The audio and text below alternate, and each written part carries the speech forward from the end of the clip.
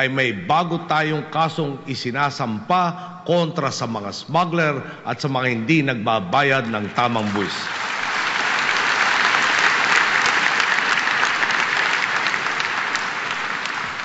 Natukoy na rin po ang salarin sa mga kaso ni Francisco Baldomero, Jose Daguio at Miguel Belen. 3 sa 6 na insidente ng extralegal killings mula nang umupo tayo. 50% po ng mga insidente ng extralegal killings na nangyari sa maikling panahon ng ating panunungkulan ang patungo na sa kanilang resolusyon. Ang natira pong kalahati ay hindi natin tatantanan. Ang pag-usig hanggang makamit ang katarungan.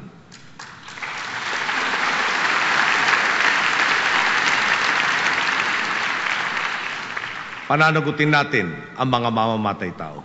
Pananagutin din natin ang mga korap sa gobyerno.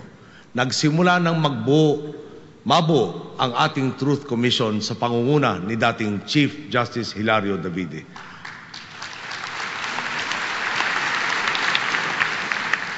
Hahanapin natin ang katotohanan sa mga nangyaring di umano katiwalian noong nakaraang 9 na taon.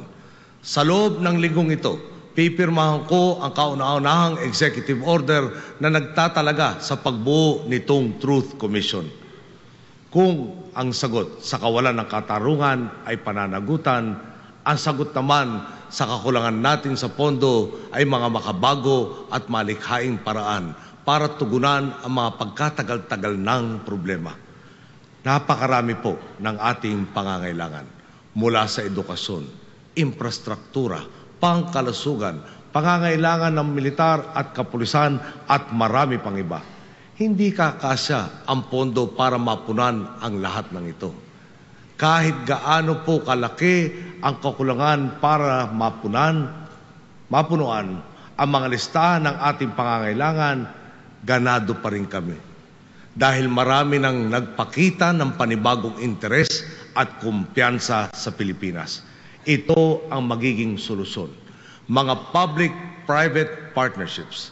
Kahit wala pa pong pirmahang nangyayari dito, masasabi kong maganda ang magiging bunga ng maraming usapin. May mga nagpakita na po ng interes. Gustong magtayo ng expressway na mula Maynila, tatahak ng Bulacan, Nueva Ecija, Nueva Vizcaya hanggang sa dulo ng Cagayan Valley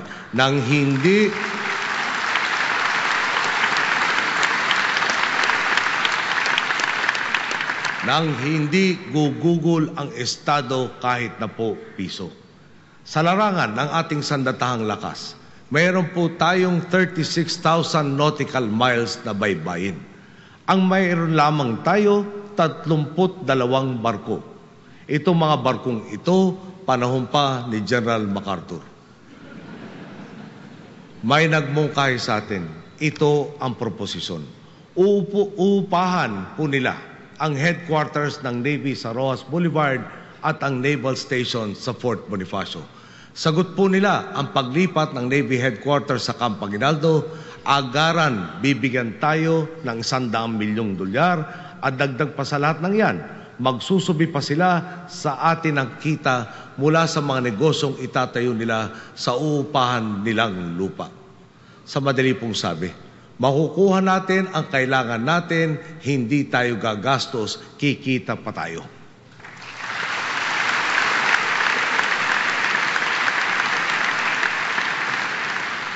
Marami na pong nagalo at nagmungkay sa atin mula lokal hanggang dayuhang negosyante na magpuno ng iba't ibang pangangailangan. Mula sa mga public-private partnerships na ito, lalago ang ating ekonomiya at bawat Pilipino makikinabang. Napakaraming sektor na matutulungan nito. May papatayo na po ang infrastrukturang kailangan natin para paluguin ang turismo.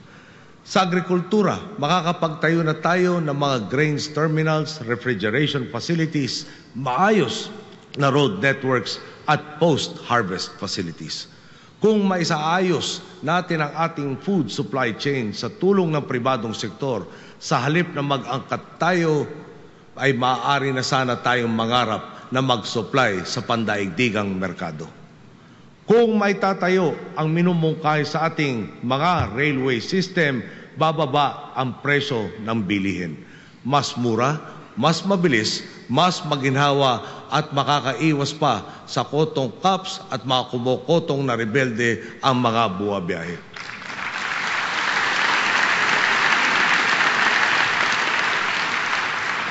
Paalala lang po, una sa ating plataporma ang paglikha ng mga trabaho. At nanggagaling ang trabaho sa paglago ng industriya. Lalago lamang ang industriya kung gagawin nating mas malinis, mas mabilis at mas maginhawa ang proseso para sa mga gustong magnegosyo. Pabibilisin natin ang proseso ng mga proyektong sumasailalim sa Build, Operate, Transfer.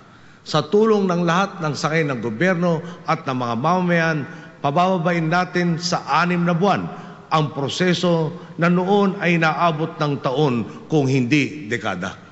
May mga hakbang na rin pong sinisimulan ang DTI sa pamumuno ni Secretary Gregory Domingo. Ang walang katapusang pabalik-balik sa proseso ng pagrehistro ng pangalan ng kumpanya na kada dalaw ay umaabot ng 4 hanggang 8 oras, ibababa na natin sa 15 minuto. Ang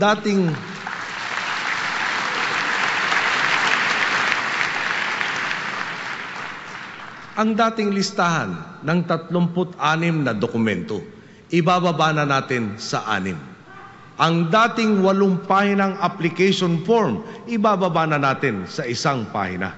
Nananawagan ako sa ating po mga LGUs, habang naghahanap tayo ng paraan para gawing mas mabilis ang pagbubukas ng mga negosyo, pag-aralan din sana nila ang mga kanilang mga proseso.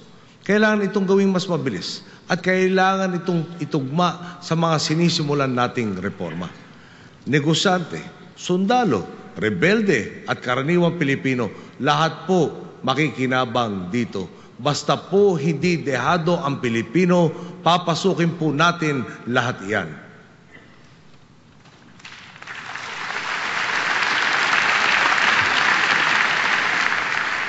Kailangan na po nating simulan ang pagtutulungan para makamit ito.